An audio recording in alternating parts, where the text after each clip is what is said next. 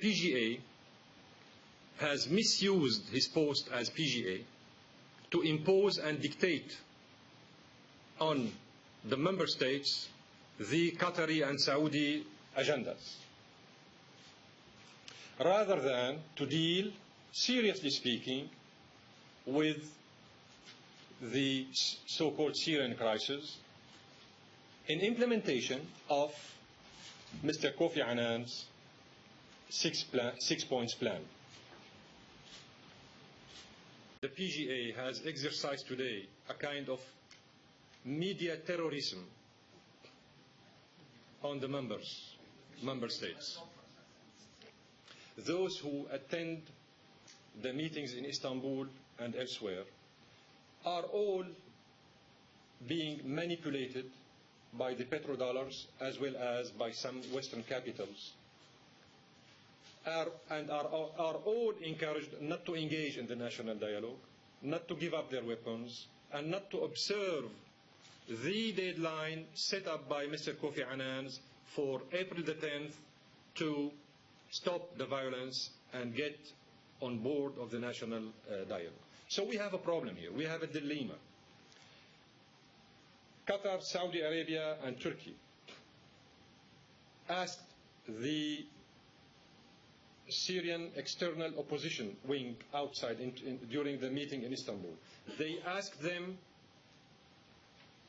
not to engage in the dialogue, not to give up their weapons, and they provided them financial assistance as well as military assistance.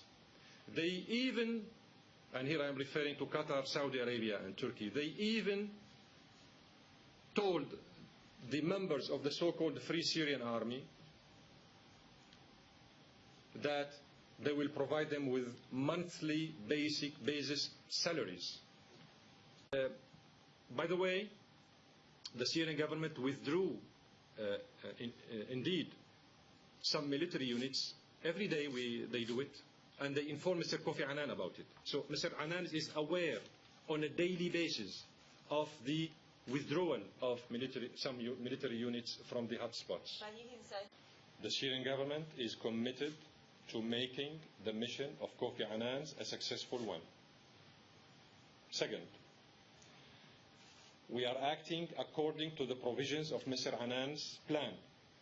Third, Mr. Annan's plan acknowledged in the negotiations with him as well as with his teams in Damascus, acknowledged the government's right to protect the civilians from the armed groups.